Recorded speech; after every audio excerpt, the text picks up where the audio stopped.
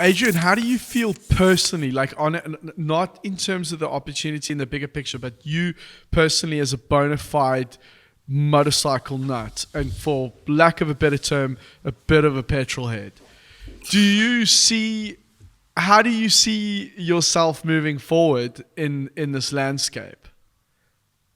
Like in terms of being a rider and your own personal vehicles.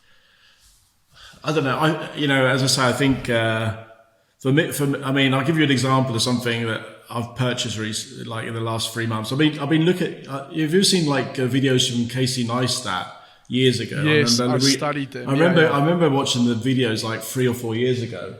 And the Super 73. Yeah, and him, I don't know what it is, but I mean, I remember whizzing around New York on a boosted board, like, skateboard. Yes. Yeah. And I thought like 4 years ago, I want to get one of those one day. I want to get one of those. So like a few months ago, I got an electric skateboard. Like it's super, and it just completely changes how you perceive moving around a city, kind of thing. To go on a skateboard is completely bizarre. So did you get one? Yeah, did you get one? I didn't get. I got an electric skateboard that is like quite a high performance, like 40 kilometers an hour, kind of, and it totally changes your perception on stuff. I think you've got to understand what people could want tomorrow. Like in Rimini, where I live, there's nobody's got an electric skateboard. Hardly anybody's got an electric. I mean, there's a lot of people whizzing around on scooters and what have you, electric scooters. But you go around on a skateboard and it attracts quite a lot of attention. Because it's completely, people aren't used to seeing it in the context of the city. But it's like, it changes completely how you see mobility, if you see what I mean. That's what I find kind of, obviously it's not a motorcycle, but it's the next generation that could be one of the things that could be the next generation of personal transport. Everybody wants their own space, particularly, after the COVID. Everybody wants their own sort of personal freedom. Yeah. And you can achieve that in many ways, So I thought that was something that's quite, has kind of, although I'm not a sort of, I like to feel that I can understand why people would want something else, if you see what I mean. So, buying an electric skateboard is a bit of a weird thing to do, probably, but it's not. It kind of opens your perspectives up a little bit on certain things, and how people perceive personal transport and stuff like that. And it's super cool. It's much more interesting to go through a city on a skateboard than it is on a bicycle, for example, or even a motorcycle. Yeah. And you get a lot more looks on a skateboard than you do on a motorcycle, in some respects. But you're not getting rid of your motorcycles though. No, no, not yet. I want to keep buying some more if I can. You know what? I mean, I spoke to Pierre about this because I was like, I need some advice on motorcycles because I rode a long time ago, but just mainly motocross and off-road bikes, and I really want to fucking get a bike now. And I had Mark Wells, who's the head of Royal Enfield on the podcast, and I was quite like some of the things that they're doing, especially like in terms of value for money. Like I'm never going to be the guy that's going to go on like this fucking supermoto Fireblade like kind of thing. I mean, I absolutely love the F4. I'm in love with that and the Super Veloce as well. But it's not for me. No. It's not for me. I like to look at it. It's not for me. Okay. One of my friends has got it and it's beautiful. But anyway, I test drove one of these Enfields on the weekend, and I'm quite obsessed because it's like just enough for me. Like I'm not interested in doing 260 on the motorway. I want to, I just want something to whiz around town, experience. Well, I think that's quite an evident shift in the market today, and also the people who actually look at, actually people who review motorcycles has changed. When I was, in Benelli, for example, all the people who were reviewing the motorcycle were professional motorcycle riders. They were all really good at riding motorcycles. Well, at least 90%, 95% of them were. They were all professional motorcycle riders. Now you do a release of a new product, and you're going to have 4 people who are bloggers and writing on a YouTube channel that perhaps haven't got that much experience in motorcycling. Also. So, I think that shift in the market and the shift in emphasis on who's actually buying these bikes today, most of the people don't want something that has 240 horsepower. There will be always a small segment of the, be it for a financial reason or be it for a kind of emotive reason. Perhaps everybody doesn't want, the biggest, most powerful, super hyper sports bike that is available. And I think, a lot of the successful products today are either, the adventure bikes that appeal to somebody of my age, from like 30 odd onwards,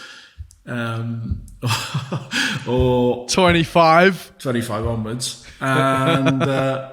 and or people who perhaps are going back to motorcycling or just starting motorcycling that aren't looking for a complete, extreme experience, and perhaps just want to enjoy the dynamics of riding a motorcycle in a completely different sort of, in a completely more restrained way, shall we say. There's not perhaps the same mentality. I mean, I remember when I arrived in Italy, for example, I didn't know how to really ride a motorcycle, in the sense that really ride it. I would go up.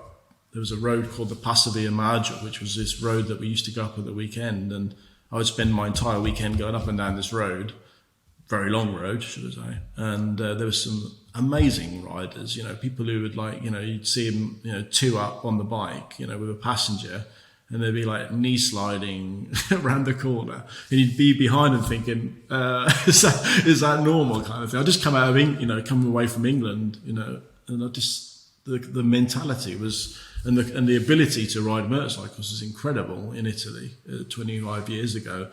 If you go down the same road today, you're going to see people of my age or older riding kind of touring bikes, and that's about it, really. The whole people, all the people who were riding sports bikes back in the time are now riding adventure bikes because they're more comfortable and because their life is in a different position. They're in a different point in their lives where they have to keep their wives happy and stuff, or otherwise you get younger people perhaps on sort of smaller capacity bikes, or there's not quite the same mindset within motorcycling today. It's changing, and it will change probably quite drastically again in the near future. With the ever present restrictions on noise and Euro 5s and Euro 6s and what have you, where you're compelled, you're constricted into an alternative sort of powertrain. What happens to all the motorcycles and vehicles that are already in circulation? Because that's not good for. I mean, that's not good for the environment just to bury everything. I mean, what do we do? I think it's really interesting hearing some of the people, people talking about the next generation of cars and what have you and stuff like, and all, you hear a lot of, I was looking at some of the stuff the other day, publicity for certain vehicles where they keep implying that, in terms of ecology and all the rest of it, that's a big move forward. But something going back to like Coventry University, I remember one of the things that really struck me, and really, I remember hammered home this point about the fact that the energy consumption to actually generate a vehicle in the first place, actually physically create a vehicle, is far beyond the average usage within its lifespan, So, that is a big, there's, I think the problem of the vehicles that currently exist is one thing. The biggest problem probably is, if we carry on with the same rule book in a way of what cars need to do in order to protect the occupancy of the vehicle, under crash conditions, it needs to have an absorption zone, all the rest of it, until there is the possibility to have some degree of communication between vehicles to actually avoid having accidents. The structure of the vehicle is always going to be, massively oversized and to accommodate, and over structured in terms of actually the cost to the environment, all the rest of it. So I think that's the biggest issue is what we carry on making. It's okay saying that the weave on a seat is made out of grass or recycled bottles or whatever. I think there's all that stuff is great for sure, but until you get rid of a ton of material from that vehicle, there's not going to be much hope for the next. All these battery packs and stuff like that are very, very ecological, I'm sure, to dispose of one day. But it's a tricky. I think if you look at the reality, the thing that always strikes me today, keep hearing about this, this drive towards ecology and all the rest of it. It's okay, but until somebody actually says the car's going to weigh 400 kilograms or 300 kilograms. And it's going to contain 4 people, or have a variable structure to allow it to contain 1, 2, 4 people potentially. Until it's straight. Particularly for personal transport. Obviously there's car sharing, all the rest of it. But until there's this idea of reductionism in terms of the actual consumption of the vehicle, the primary vehicle, I think it's going to be quite tricky. Area that isn't particularly credible. You keep hearing about ecology, and you're still talking about 2.5 tons of car. And nobody talks about the consumption of energy to actually make that car and press those panels and those plastic parts and those woven seats and all the rest of it. So, I think. I don't think I really responded at all to your question. No, but it's a very. What is going to happen to all the vehicles that are currently on the road? I don't know. Probably. That's the thing. It's a very valid point, and the thing for me is that so many people are misinformed on the bigger picture. We have like so much awareness on single-use plastics, and which is, as you said, it's a very, very important problem that is being addressed. But there's I don't want to go off on a whole big rant now, but I was made aware, not even a year ago, about how fucking detrimental agriculture and meat farming is, for example, and what that does to the environment, and people are literally going attacking a car that's 30 years old because it's got an old petrol engine. But there's so many things like product life cycle, which you just touched on as well, that people just don't take into consideration. They just look at their emissions locally in their immediate environment, and thinking that if I go out and buy a brand new Tesla, which I'd love, by the way, I'm going it's very ecological. It's not. That's the thing, it's producing more shit. So no, but it's produced more shit before it's even got to the dealership. That's what I can't. That's the biggest problem for me. It's not really how it's powered. It's about all that energy that is required to actually make that thing in the first place. No, absolutely, and then also how you dispose of it afterwards. Yeah, Well, that's a really tricky question.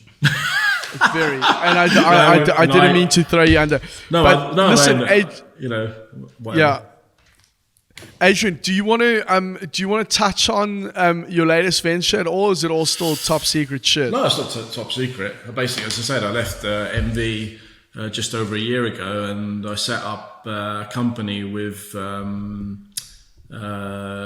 ex-owner of MV Agusta and another colleague. And we have a Japanese investor, and it's where I am now. We set it up basically with the intention of, well, for me it was, if I didn't do something like this now, I'd never do it. Basically, it was putting it bluntly. I could have easily, I don't know how easily, but I certainly probably could have remained in MV and carried on.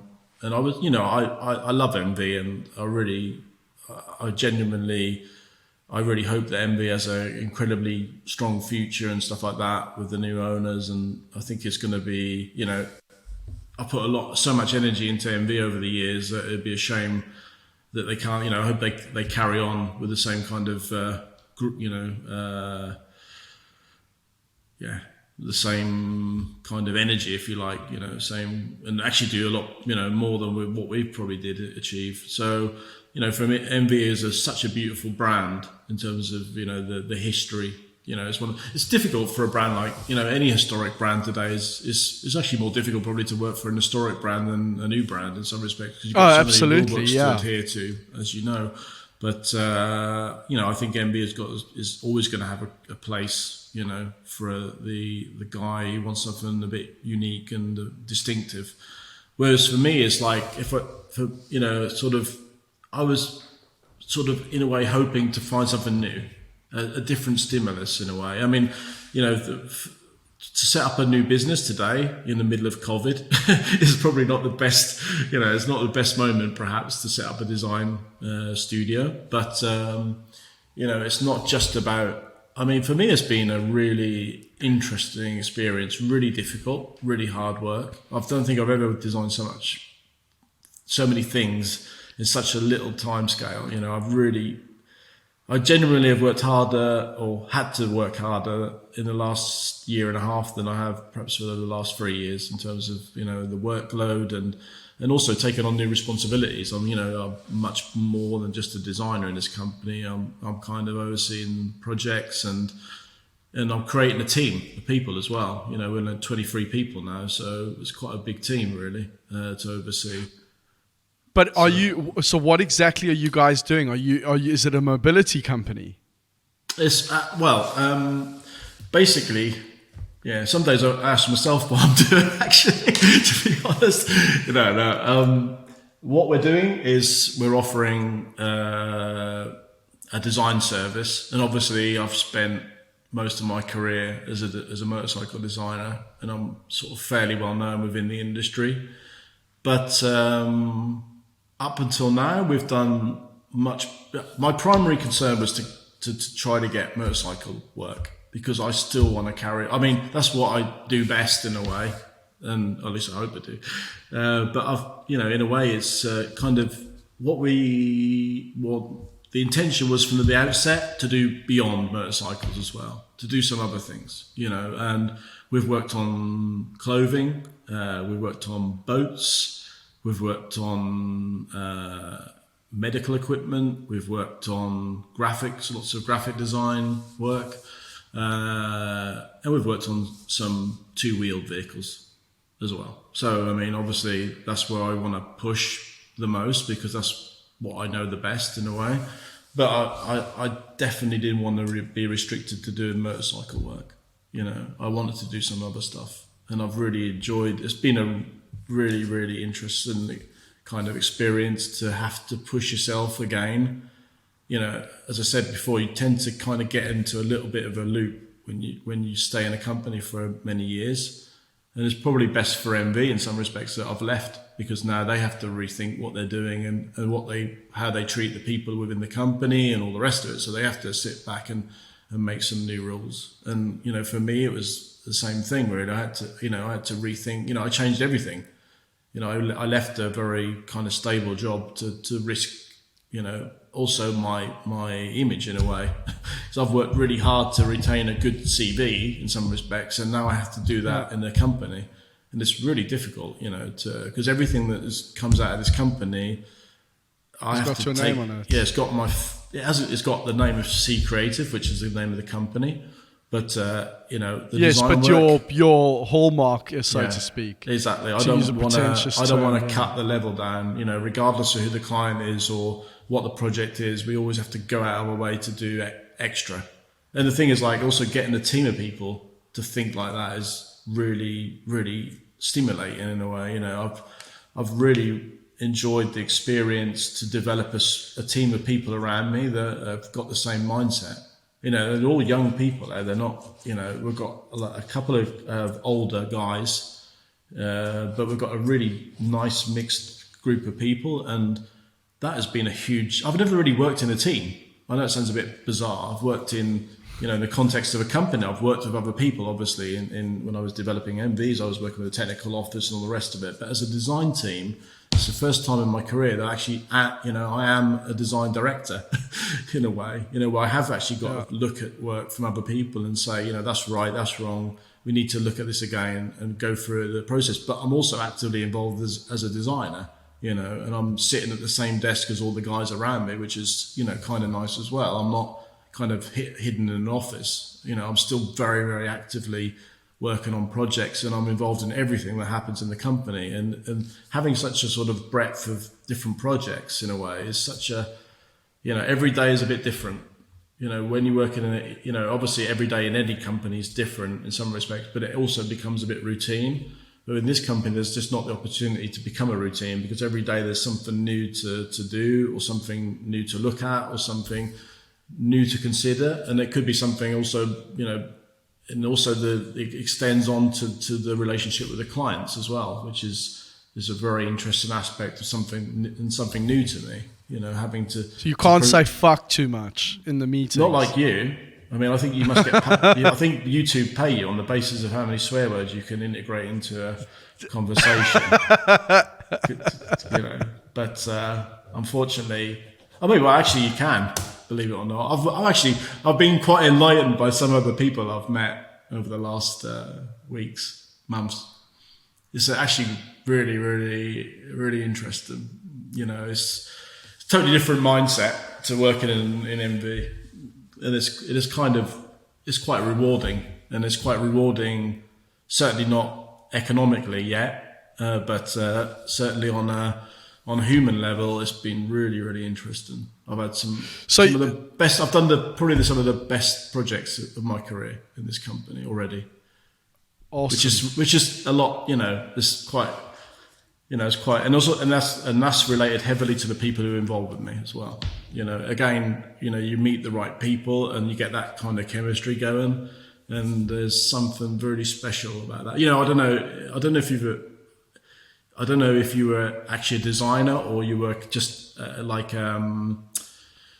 I don't know how much design work you were involved in your career, but when you do, sometimes you get like, I don't know, for me personally, I still get like such a buzz out of like getting something out that's like really special, if you see what I mean. Getting something, you know, I'm sure you must have felt that, even if you worked on one aspect of a vehicle, there is a certain excitement or a certain adrenaline rush or something that you associate with, you know, something that's really good, when you know that within you that you've done something really special or unique. And to have that feeling quite on numerous occasions over the last sort of year has been really sort of, it's kind of a bit like being reborn in a way, in some respects. Yes. You know, it's a little bit like, I mean, I love this job so much. You know, I love the creative aspect of a project, and I love the challenge. I don't like the time scales that much. The timing is really terrible, but the interaction with other people on projects is just so rewarding and so, you know, so interesting. And I genuinely could say that I've worked on some of the most exciting projects of my career. And something that's really, really cool is that we bought part of a company called Stealth Bicycles, that make electric bicycles, should I say, electric bicycles that are on the confines of being a motorcycle, in the sense that they're basically high performance bicycles for off-road use. And we are going to be kind of developing their entire range in the future, and we'll be presenting some stuff, you know, this year. After, you know, we're right at the beginning of a process basically with this stealth company, and but that's really super cool, because they are a brand that could become quite interesting and quite strategic for our company in the future. Because they currently make, they're an Australian brand that's existed for 10 years. And there's a lot of stuff coming out of Australia. In fact, my skateboard came out of Australia as well. So I don't know what the Australians have got in there. What board is it? It's Evolve. Evolve. GTR. Okay, yeah, I know Evolve. That's a fucking serious thing, that. Eh? That's a bit. Is it the GTX or? Yeah, they've done a new one called the Hayden, which is like a Haydian or something that is like even more powerful. But the one I've got is like a GTR, which is more than enough, to be honest. It's super cool.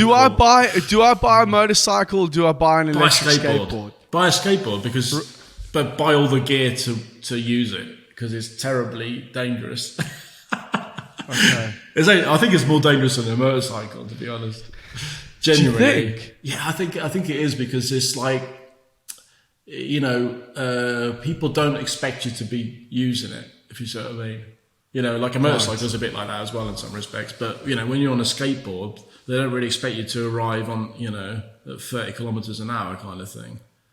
So it does, it's a bit out of context, shall we say, with the mindset of most people going around the city centre. But we've got really good cycle lanes here. Yeah, same here in Rimini. It's not bad actually, because they've got like a really good cycle paths. But even in the context of a cycle path, you often find that someone's coming towards you on the wrong side of the cycle path, shall we say? Because it's. But skateboards are super. I mean, I'm really surprised how cool it is. Actually, it takes a bit of getting used to initially. I've got a skateboard. I just don't have an electric skateboard. Yeah, but I'm much cooler than a normal skateboard. I know. It's no way to do business. No, pushing a skateboard. Yeah, but especially off. Yeah, for me. But I'd love to do it. I mean, I'd love to do a skateboard actually. I haven't bought one of these things. I would really love to do a skateboard because there's something really cool. I mean, there's some really. I mean, I don't know. I just see a little bit. I think I'm excited about doing anything really to do with design. I'm not bothered what it is. That's the thing. What's cool about? I think most designers are like that anyway. I don't think people. Car designers. Okay, maybe the car design world's a bit different. I don't know, because it is sort of styling. Styling, I suppose, in some respects. But I've always enjoyed the things that also from a different aspect. I mean, I ended up being more of a motorcycle designer, but it wasn't really my intention to be a stylist, shall we say, as they're classed in Italy. Styling is, the style department is what defines you in Italy. It's not, and some companies are very prominent, very evidently changing styling to design because it's considered in a different way, if you see what I mean, that goes beyond a superficial aspect, if you see what I mean, of the look of the vehicle. It goes beyond that. And so you're talking about architecture and functionality and package and all that. No, I'm just talking about yes and no, because when you think about styling, people who style vehicles are very considered almost more for the visual aspect. They're not. They don't go beyond that, if you see what I mean. But obviously, the opportunity to work on. I mean, I ended up being the stylist in MV Agusta. I wasn't necessarily considered a designer, if you see what I mean. Yes. Whereas, like now, I suppose the styling is certainly part of every day in some respects, but also perhaps it goes a bit beyond just the superficial, the look of the vehicle or the look of the object, if you see what I mean. You have to go a bit beyond that, perhaps. And I think a lot of car companies are doing that now. They're not considered, most designers do try to go beyond a little bit, just a nice sketch, if you see what I mean. Adrian, what's in the stables? What's in the stable at the moment? Just getting through the rest of the year. But no, what's in your garage? What's in the stable? I thought what's in the stable as in what's going to happen next. No. What's in my stable? Oh, it's funny. I've got so I've got like an Ovale, which is like a little race bike. It's like a scaled down race bike for the racetrack, for the go-kart track. So I've got that, and I've got an F3 MV Agusta, which I use very occasionally. And absolutely, even though I designed that bike, I still kind of look at it very detached in a way, in terms of what it says to me when I look at it, kind of thing. It's bizarre, but it's it's a really, I feel really honoured to even have that in my garage, kind of thing, even though I designed it, if that makes any sense. It's a bit bizarre, but it's sort of like I can, as a motorcyclist, I really, like that object, if you see what I mean. Not as a designer who actually was designing it, if that makes any sense. So I sort of see it from a slightly detached kind of point of view in some respects. And I have a GS BMW. Shouldn't really say that, but who cares? No, but that's because it's that's just cool. it's like just an easy. It's a really super cool project, the GS, and it fits. the thing is, I can get on that in the morning in the winter, and it's like 3 degrees or whatever, and I still, enjoy riding that motorcycle to work, for example, even if it was like 3 degrees in the morning, because it just, I would feel out of context getting on a sports bike and riding to work in the winter. Whereas on a GS, it gives you certain, it's got it's comfortable and it's easy to ride. And it's got an enjoyable engine with lots of torque, and it's not too much, Again, this thing about, you tried that bike and maybe a Royal Enfield's probably a good choice because it's not too extreme. Well, the GS isn't extreme at all. You can, there's a certain satisfaction about open the throttle completely and not scaring yourself to death every time, kind of thing. It feels like you're doing a better job somehow. Do you know what I mean? It's like if you've got a really high performance car, it intimidates you if you don't know what you're doing. Yes. Whereas if you've got a car that goes fast, and you have to push it to its limits every time you get in it, then you can enjoy it a lot more probably. Yeah, absolutely. That intimidates you. And the GS is a bit like that. Is that something you use on a daily? Is that like a daily driver for you? The GS? Yeah, it is. Yeah, I use it quite a lot. I mean, less so in the last few weeks actually, because I've been so busy at work that it's easier to get in the car sometimes, unfortunately. Because you don't have to put on all the gear. Yeah, I don't know what it is, but it's laziness. But I mean, I love them. I still love I love going on if you look at these little Ovale bikes, they're super cool. These little, they have it as a racing series in Italy now because they're kind of, they have a kind of economical engine inside them, and they're kind of like scaled down. They've got like 10-inch wheels on them. So they're kind of scaled down motorcycles, but you can go on a racetrack on them and a little like go-kart track, and they're really, really good fun and stuff. And so, I mean, that's my, that's my list of motorcycles. Not that, I mean, I wish I could have, there's a few bikes I want to kind of purchase in the future, but I'll definitely consider buying an electric bike. But again, not because I want an electric bike, but I just want to understand what it means to have an electric bike every day. Yeah. It's a bit like that with a skateboard, It's not because I necessarily need a skateboard in my life, but it does change. I think, designers always want to be like little kids. I think most of them are. I mean, look at Pierre. He's like, you couldn't get any, it's like a little kid kind of thing. And I think that mentality is what makes designers a little bit different to some average, the average person. I think, their perception, I think most designers, like toys and like looking at things in a slightly different way and understand them perhaps why something makes sense, beyond, to put something into context, to put some, what they're doing every day, they're trying to do something for the next generation or the next product. So they have to go beyond what we're doing currently, kind of thing. And I think most designers are like little kids in a way, in some respects. They like their toys and their gadgets and like to explore perhaps new things. I'd love one of those. I studied to get a nautical license in Italy, and I'd love one of those surfboards, electric surfboards. It would be super cool to try. I don't know if you've seen those things.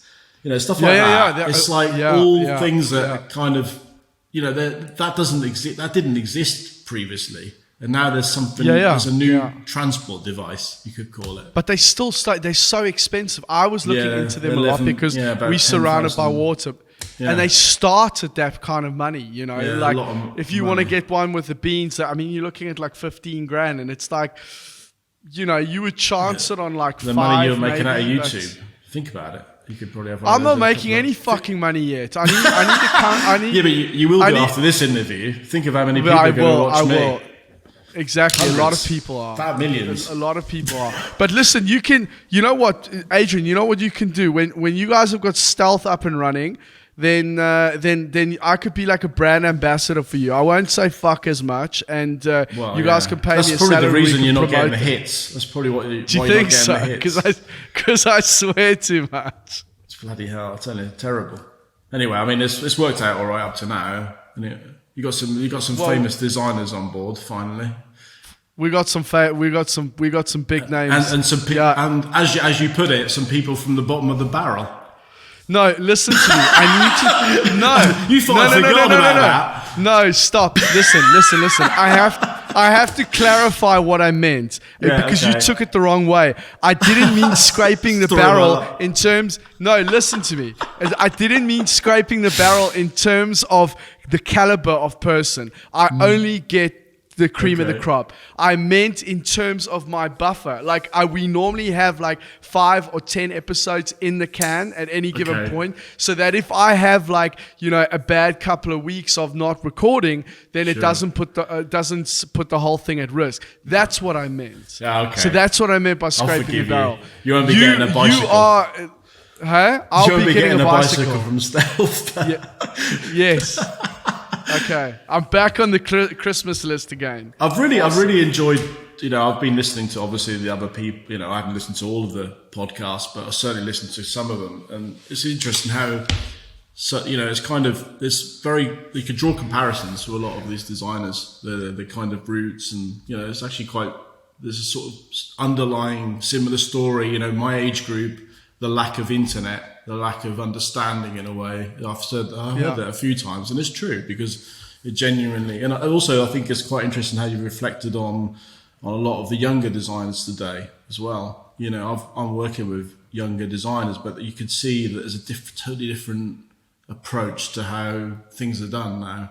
You know, I was really like, you know, super forced to get to do the manual work and do all that kind of side of things. And you know, it's a lot easier today to get a lot of inspiration and stuff, and that's something that's very true. You know, something I completely, and I can see that in a lot of younger designers. You know, if you say, you know, we've got to do this project, first thing you first route, and the first thing is the same thing I do these days as well. You look at Pinterest and you're immersed in the best quality. Most amazing sketches. You're probably like an encyclopedia of the best design sketches you could probably imagine to see. So it's it's a lot easier now easier. It's a lot harder to get noticed nowadays for sure, but it's a lot easier in terms of inspiration to actually get something out on the page. You know, the problem is how, you know, as you kind of pointed out in other interviews and stuff, it's a little bit, you know, difficult to find the people who go beyond that in a way, but it's certainly something I've noticed, and I completely agree with. What was really interesting to me is when like Pierre specifically was talking about, you know, just the way that he would approach a design project, like in terms of like, you know, he's literally going like, I've got this object here and I've got this object here. I somehow need to bring them together, and if I put them together and kind of create a volume around it, that would inform my design. Versus what happens now mostly is that somebody will do a sketch and you'll go, oh, that's pretty cool. How can we somehow turn that into something feasible? You know, those are two very different approaches. Yeah, I mean, Pierre's sort of pretty exceptional for that sort of side of things. That's a polite way of explaining Pierre. Exceptional. No, I mean, Pierre's always, I mean, I've never been able to do what, I haven't really got the mindset of Pierre at all in terms of design. I tend to not be so analytical about everything. You know, he kind of sees it as a big puzzle that you need to create, and then you can start looking at everything beyond that. And to be honest, I'm a little bit more haphazard in terms of my approach anyway. But I think, you know, the thing probably that I've got in common with Pierre is for example, you know, I've never been the world's best sketcher. I'd never really wanted to be. You know, if I take a comparison to somebody like my friend Stuart, who's worked his entire career in the car industry, all he's done is sketch his entire life within the car industry. You know, 25 years he's been sketching his vision about what a car can be. Yeah. And he's obviously been given indications to a model maker, be it on Alias or be it on the clay. You know, for me to do the bikes that I've worked on, there's always been about the clay model. You know, that's what matters to me as a designer. What you see at the end of the day is, I don't give a damn about the sketch, how nice it is. In fact, if you look at, nobody sees that. Nobody cares about how you got to that object on the road. You know, nobody gives a damn about the F3, how nice the sketches were or how bad the sketches were. or or if there was any sketches at all. Because what really matters is, for me, it's always been about the modelling aspect, the clay modelling. And today in this company, we do so much modelling in 3D with Maya and Alias and using the VR as an assistant to do stuff. That's super cool, that stuff. It's like, wow, it's like, we've done projects in literally days, like 3 days. I did a little sketch one weekend of this little bicycle for stealth. And I said to the guy, he had a bit of time free. I said to the guy on Maya, will you just kind of model this up quickly? So he imported some of the parts, like the parts you just grab off the internet, like just to give it some volumes and wheels and whatever. Did all the design work in Maya, and like in 3 days we were looking at it. I was thinking, like, how much has this industry changed? How important is this modelling still, but in a different kind? I mean, you're an Alias modeler, so you know what I'm talking about. But it's just like the whole world's been like, it's a completely different mindset. But this ability to model stuff up in 3D is still, for me, the most important thing, because that's what people see at the end of the day. Nobody sees, the only people who care about the nice sketches are people like us who go, oh, that's a really cool sketch, that's a really nice sketch. I mean, it looks amazing. But if the car comes out really badly, or the motorcycle is just, more often than not, the sketches you see on the internet for the motorcycles are the ones that are done after the motorcycle's finished. So they haven't really... Yeah, well, the car industry is the same as well. It's like, it's all sort of nice publicity to give some extra dimension to the project when it's presented, but a lot of it's very much contrived, and it's very obvious that it's done over Alias models and stuff like that these days, and all the rest of it. So, but for me, as the thing what is kind of missing a little bit, perhaps in this generation, going back to what we were talking about, things that's come out, and is this sort of idea of the hands-on kind of aspect, to get your hands dirty and actually model the clay. I don't think people should be allowed to work on Alias without having some degree of ability to use clay, because there has to be a tangible reality aspect to what they're doing in a way. But obviously nobody does that. Hardly anybody these days are really good. I've got some amazing guys who work so well in Maya and Alias. It's just astounding. The speed and the feeling they can capture within, from in a sketch or what have you. But it's kind of a bit like there's a missing bit for me, a little bit. Some of the, I think if they had an opportunity to model up a fuel tank or something in clay, it would give them a slightly different sensibility to what they're doing in Alias, perhaps, or what they're doing in Maya. But it's so fundamentally important what actually happens at the modelling phase, because that's what people see at the end of the day. All the sketch is just a means to an end, in a way. Yeah, very true. Very true. And that's probably the other thing, within going back to like the RCA and stuff, I did a lot of work on the clay because that was what I was better at, basically, putting it bluntly. I was better at expressing it in 3D, whereas you get like really good designers on sketches who can't get it into 3D somehow. They miss something, they lose something, in that transitional phase. But it's definitely super cool. Anyway. Adrian, I am conscious of your time. I think I've asked you enough stupid questions. I've really enjoyed our meeting. I didn't know what to expect, because I thought that I'd completely pissed you off with scraping the barrel. I couldn't resist getting that in there last minute. You thought I'd forgotten. Well, I was hoping. I don't mind being scraped from the bottom of a barrel. I've done that most of my life anyway.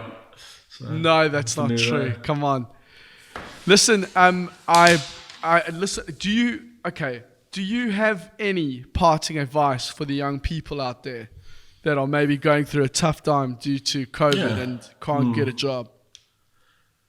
I think beyond the thing about the job, I think I see a lot of students work every day. You get a lot. We've had quite a lot of.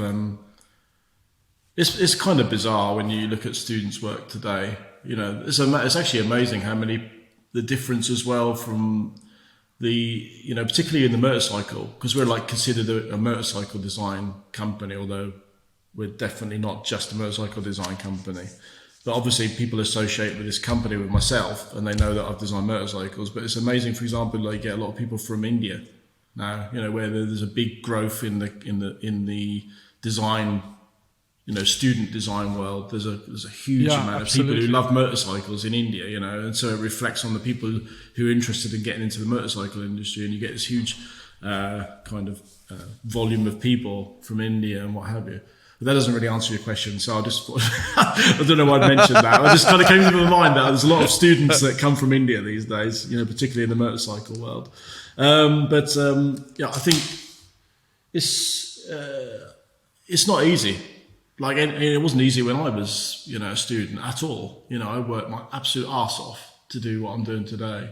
If you believe in what you want to achieve in life, I think it's not just about doing just nice sketches either. It's a lot beyond that, if you ask me. I think people are often people are so selective today.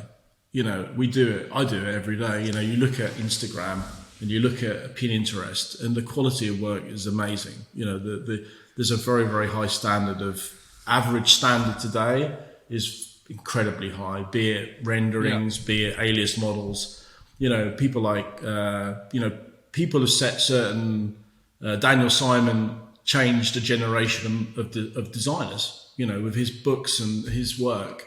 He influenced a generation of designers, but the thing is, like, the level's gone up so high now, so it's probably, I went back to RCA only once since I've left there. And when I went back there, it was like, the people, like, there's now 30 odd people on that course now, or whatever. That's fucking sacrilege. So it's like, it's exclusive, but it's exclusive to 30 people, not 11, kind of thing.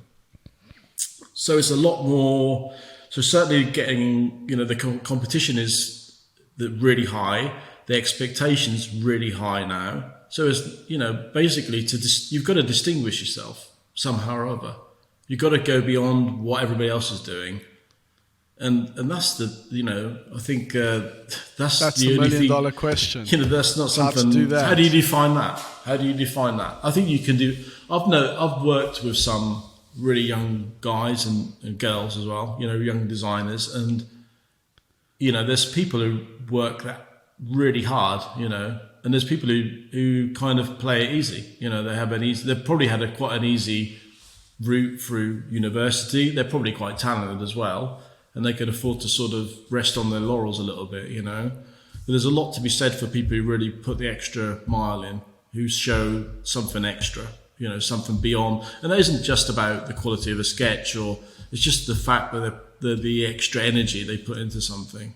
Because the sketch is only a small portion of what I consider to be a really good piece of design work, A really good piece of design work happens because you get really good people involved, and you give the project something extra every time. You give that energy that allows you to create something very unique and very, very, I was amazed when I went around the ECMA motorcycle show, that within all these companies, we still managed to do like one of the best show stands every year. But it was only because of the desire to do something, to push to do something harder. So, this is the point really I'm making regarding a student today to express themselves can only be done because of hard work, really. Put it bluntly, the desire to arrive where you want to arrive in life. It's not like a rule, there's not any rule book or list of things you need to do. It's not, first of all, you obviously need to have a good portfolio, but to have a good portfolio, you need to be, one, talented, and secondly, you have to express yourself and go beyond that, put the work in. I don't think any of these designers who have made it are slackers. I don't know. You tell me the people who've really stood out in your career, in your work life. They're all grafters. They're all people who put go the extra mile, and they have that desire within them to do always something extra. If you don't have that, I think. I really didn't know what to expect with you, but I think that you are a great example of that. And I think, like, I don't want to. I've mentioned my friend a couple of times, but I'm going to do it again.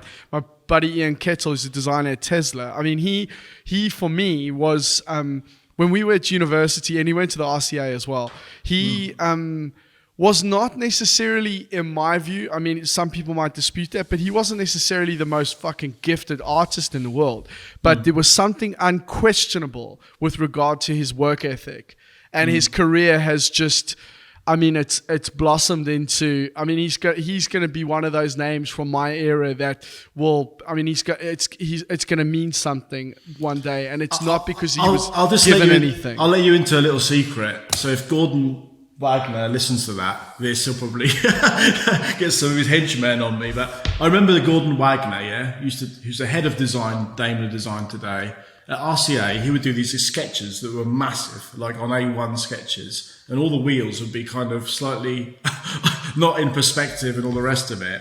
But he was so confident about what he was doing that that was the thing that was important, not the fact his drawing wasn't in perspective completely. Right. I think, he's gone, in the car industry, he's gone way beyond pretty much everybody. He's head of Daimler, he's head of all the Daimler group. That's not a small responsibility.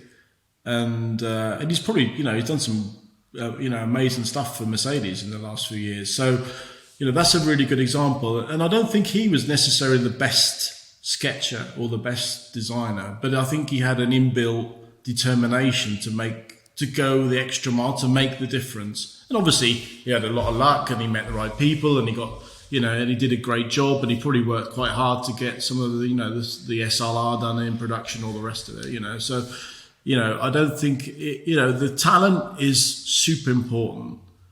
Everybody, there has to be a lot of luck. There has to be that element of that kind of, there has to be some degree of talent, creativity, or something, kind of unique within the person.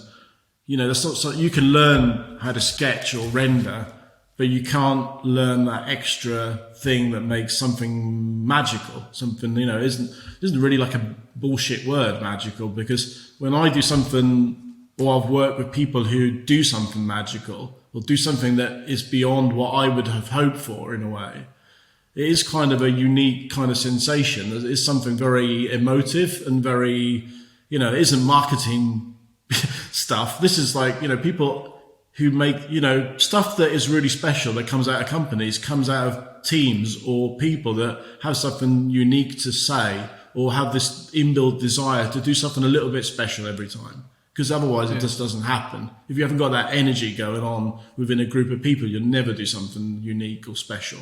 And the same thing with a student in a way. There's got to be that extra little part, that element that goes beyond just taking a nice sketch from Pinterest and reinterpreting it, again and again. That's the difference. How do you distinguish yourself as an individual? How do you set yourself apart? And it isn't necessarily because you got the best sketch. There's got to be an inbuilt determination within the individual to go, if somebody said, if I could say to somebody tomorrow, you'll never be a motorcycle designer, which would be a huge, maybe there should be some degree of credibility in those words, because I've been doing it 20 odd years and I've done a few successful bikes and I've won a few awards and all the rest of it. So my words should be seen as being correct. But if I said that to someone, I would, apart from the fact I would never do that to somebody. But, that, how can I put it? You've got to have that inbuilt kind of drive to say, yes, I can do that. Yes, I can arrive to, that job. And we're not all sons of artists and, sponsored by, Audi or whatever. It's not necessarily the people who, I can imagine it's even more difficult today. The numbers are bigger, the level's higher and all the rest of it, but you have to have this inbuilt determination to go the extra mile, always. Otherwise. And conviction as well. Conviction in what you're doing. And it isn't being arrogant, so I don't think I've ever been arrogant at all. Actually, I feel a bit, even now, I'm very kind of aware of my position now is very exposed in a way. I feel very kind of vulnerable in some respects as a designer, because I've got to prove myself again, within this business and within the things that will eventually come out of this business, and how I'm perceived and the comments and all that sort of stuff. But there's got to be, I've always been, even within this activity, I've been convinced about what I'm doing. I can only do the best job I can. That's there is, if I really can say I've given 100% to something, then if somebody doesn't like it, then I have to accept, okay, I've not failed, but I haven't fulfilled the expectations of somebody else, And I think that's the same with a student. If you feel you've given 110% every time, that's the best you can do. You can't go really beyond that. But you've got to, I worked 20 hours or 18 hours a day to get my project done at RCA. I literally lived in a workshop for 3 months. And I literally slept in a, under, as I said, fiberglass sheets. And I'm not even exaggerating, to get that project finished. But, not everybody wants to do that. Not everybody wants to go, to go beyond normal. Most people probably don't want to go that extreme. Maybe they'll have an easier life because of that. I don't know. If I wouldn't have put all the work or the hours in, I'd in no way be sitting here talking to you about, the last 20 odd bikes I've designed or whatever in Italy. Live the dream kind of thing. If you want to, I think Pierre's another example. He's still working his arse off, putting it bluntly. He's just put on a new bike again. I know, he's nuts. Yeah, but it's like I think there's always got to find a bit of a balance in life. But if you really believe in you can achieve. I think it's the same with anything you do in life. If you really believe that you can achieve that goal, you'll get there somehow or other. Doesn't matter how many. I've had so many obstacles in front of me. Really. Even there's a lot of luck involved for sure in this business, in any business, in anything in life. There's a lot of luck in meeting the right people, the wrong people in some respects. Maybe if I wouldn't have gone to see Glencoe, I wouldn't have been a motorcycle designer, because saying to somebody you're not going to get that job, you're never going to become a motorcycle designer, is the biggest incentive that I could have hoped for, really, at the worst time in my kind of 4 years at Coventry. So all that stuff, the negativity that is actually can actually be transformed into something quite positive. So what can you say? I mean, I think it's not just a case of hard work, but it is that as well. It's not like nobody's giving me anything for nothing kind of thing.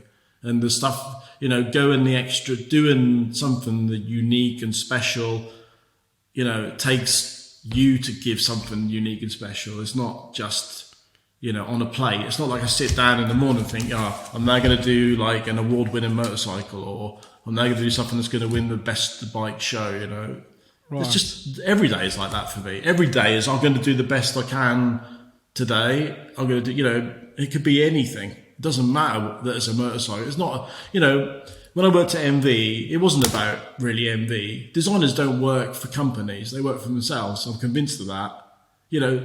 It's just a catalyst, the name of the brand.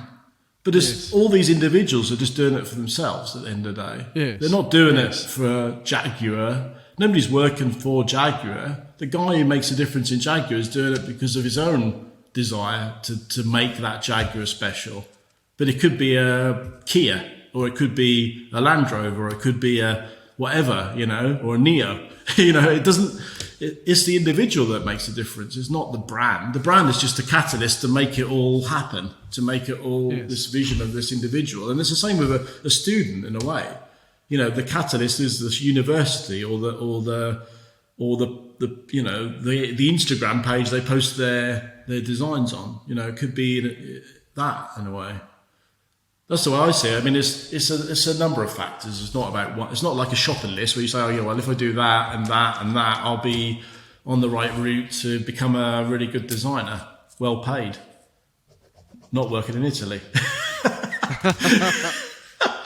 You know what I mean? I think it's sort of it's super important that people just believe in themselves and believe and try to find that do that extra bit that matters. The extra bit is the bit that makes you distinctive from everybody else. Really simple.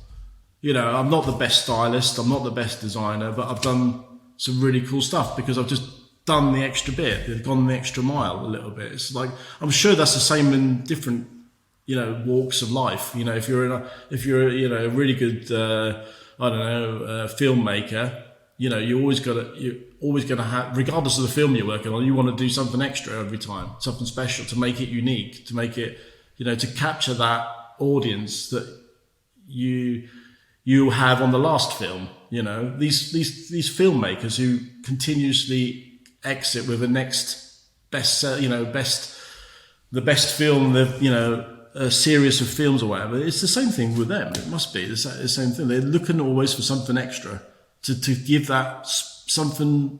It's almost like a guarantee, isn't it? When you go to see certain films by certain producers, that you're going to get a good result. Why is that? Because they must do something extra every time to make that difference, to capture that audience in the same way they've captured also for different reasons, And it's the same with the car industry or the motorcycle industry. All these guys are just doing it for themselves at the end of the day. Nobody's working for Honda. Nobody's working for BMW. They're all working for themselves. Why is Pierre doing that bike? Because he's doing it for his own kind of personal. Okay, maybe BMW are paying somebody to do it, but it's still a very personal thing. Design. No, but you also get to a point where it where it genuinely isn't actually about the money. Where you have to. It's never been about the money in Italy for me. I don't work my arse off to get a cool project out for a show for the money. Genuinely, that is the last thing. I think any good designer. Yeah, for sure. If you can have a good lifestyle and have a good, good living and buy the things that make you happy in life, for sure, all those things matter. But no designer is doing it from a financial aspect. I don't believe that there's one designer in the world that is doing a really good job just from a financial viewpoint. I'm convinced of that. And those people who do it for the financial probably end up being managers as well. They move into different aspects of the business and probably detach themselves from that kind of energy or that kind of, I really miss not designing because I think that would remove some of the most, even like, I remember some of the presentations that I've been involved with and it's like, wow, it's like goosebumps for 5 minutes. I remember when we presented the Benelli, we did it in this auditorium kind of thing in the middle of the countryside in Pesaro. It was like unbelievable. I literally had goosebumps for like 10 minutes. And I wasn't even part of the presentation. I was just watching it like everybody else was and stuff. And it was such an emotional, such a personal thing, design. That's the thing, people, it's such a, it's a very creative and very all involving, every day as a designer, you see everything in a slightly different way to everybody else. And having that extra bit of energy, that extra thing that makes a difference is so fundamental to a student. They got to have that. We keep moving around the subject, but I'm still talking about being a student in a way. There has to be that extra element in there somewhere. That extra bit of flair or something that gives you the unique signature in a way. Because it's difficult today. Because you look through, Pinterest. And you could see us it's almost like the same guys doing the same, different sketches. Yeah. And to set yourself apart from a design point of view is not easy, Well, go somewhere. I'll get your inspiration from somewhere else. It's not even just inspiration. I think, how you present yourself as an individual is super important as well. And how much you're willing to sacrifice to do the job you want to do kind of thing is super important as well. How many sacrifices are you willing to do at university? I had to because I didn't have any choice really because I wasn't I knew I wasn't good enough, basically. When I started Coventry, I knew I wasn't good enough to as I say, this guy Stuart was like doing sketches that were like, wow, I'm not even going to be able to do that after 4 years. No way. So where is he now? Adrian? He was in, so he was in GM Advanced Design Studio, and then he went he was in Ford Advanced Design Studio in London, and then he's moved back to Detroit now in Ford. Wow. Yeah. Cool guy. Yeah. Well, I mean, he's super. Yeah. I mean, he's a really, as I say, I mean, I was, also hanging around with the right people. That's a big difference, eh? Get with the right people. Get with it. I've heard it as well in other conversations. There is maybe one person who's a point of reference for the entire course, if you like, and that person can add in, can make the difference. Having somebody as a reference to say where you are, if you see what I mean, not where you are, but where you are, can be a really, really strong, inspiration to make the difference, to go the extra mile in terms of the learning curve as well. I had everything to learn. I didn't know what the hell I was doing when I started carpentry. Still don't, actually, but well, I don't know about there. that. No, but I'll tell you, that's another thing. You still realise how little you know as well. After all these years, you still have to sit down and learn things as a designer. It's never that clear cut every time. Anyway, that's another topic. There's a great line in Paul Ellis' song where he says in Changing Man, where he says, "The more I learn, the less I know. The less I know. No, the more I learn, the more I know. The more I know, the less I understand." I think something along those lines. Yeah, but something along those. I kind of, it's kind of true though. I mean, I think it's when you go into different, also working for different clients is really bizarre. Instead of working for one person, to work for numerous people is really bizarre. There's totally different mindset, different cultures, different requests, and really hard work, actually, to be honest, in the current position I'm in. Really it's a tough it's like business. I really admire like Kiska, because like I see that as a like if I was to take it, the reference for me now is like Kiska Design, because they are really like on an international level, they're probably the strongest kind of design studio that there is, and obviously their relationship with KTM and stuff is something that in a way our KTM could be stealth one day. It won't be next year, but it might be in the future. It wouldn't be impossible. The way the market is shifting, and the way there's a possibility to expand on a really cool brand name. Stealth has been going for 10 years in Australia, in a warehouse in Australia. And now we're going to put them on a sort of international level and do some really cool projects. So, it could become our KTM for us, potentially. Maybe not quite as big as KTM. Well, you never know. And it's like, know. we've got it on record. We've got it on record now, Adrian. It's going to... Well, it'd be you've great said it. Write it down. Write it down. I don't know, but it's I'm going to look forward. I mean, I've already done some stuff for them, and it's really cool. It's so nice to go into different areas of design world, to move away from this, the standard list of things you do to get a job done kind of thing. Yeah. But it's really hard work. It's much harder work than it was as an employee of a company. Being the guy who every day you're asked what the an opinion on everything. It's like really hard work, but really rewarding, as I say. But I wish all the young guys out there the best of luck, because it's it's not easy, but it's never been easy. If you want to make the difference, you got to do something extra to everybody else. It's going to get harder and harder, because the number of the courses is increasing, and the talent is pretty high. As you can, it's very evident that the talent is very high, and the benchmarks is moving up all the time. And there's some really talented people out there now. Young guys who I'm absolutely astounded at, like the guys who work with me every day. Absolutely amazing. It's really stimulating to see how people are so quick at getting models done and stuff like that. It's just absolutely, for me it's a huge learning curve as well to work with these people who are really with the modelling and stuff. It's so essential today that people know how to model. That's another thing. You know, they don't know how to model clay, but certainly 3D is certainly a big, fundamental part of being a designer today. You know. Yeah, I don't know. It's absolutely I don't know, important. But the virtual side has got its limits in a way. You know.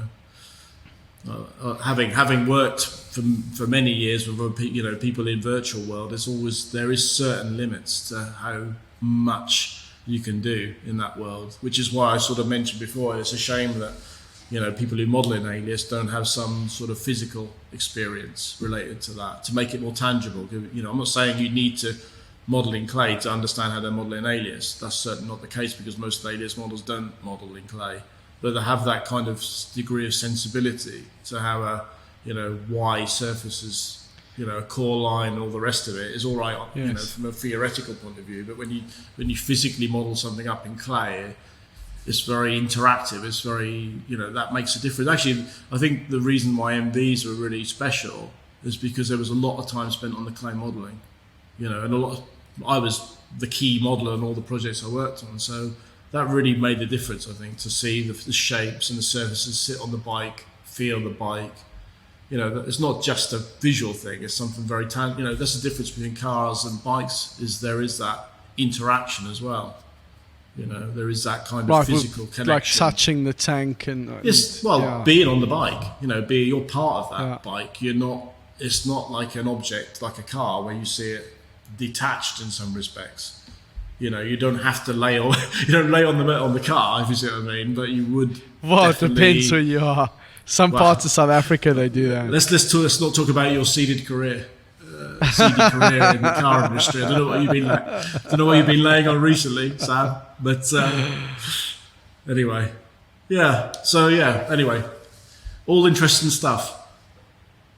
Adrian, that was awesome, dude. Thank you so much. Well, it's been a pleasure. I know you're a very busy man, and and thank you for not abusing me too much. I thought I was really going to get it today. So not at all. Thank you. Actually, it was quite emotional. It's quite strange to reflect on the way you go through your life as an individual and you become a designer and all that. To reflect on that actually was quite interesting. I think.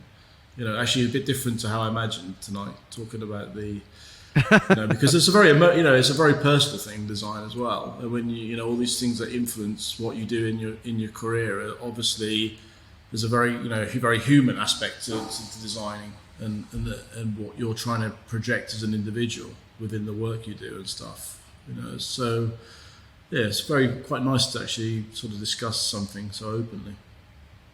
Probably the first and last opportunity. So. The last opportunity. No, we've got to listen. We're gonna. Anyway. We know. Listen, we're gonna revisit this in 5 years' time when stealth is on its way to the top. Wow, that'd be cool. It'd be very because cool. You want your bike in 5 years.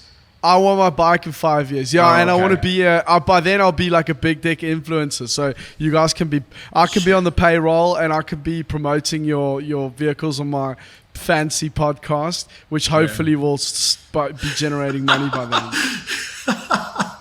Keep up the good work. Stop swearing, I'd suggest. Okay. I'll work on it. I'm going to work on it. It's not going to give you any extra money.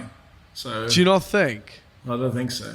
I actually resisted really well tonight to not swear. I thought I'd come across as a professional. But you did. You let out a couple of F-bombs. You didn't drop any C-bombs, but you let out a couple of F-bombs. No, I didn't. No, did you not? Only when we went offline.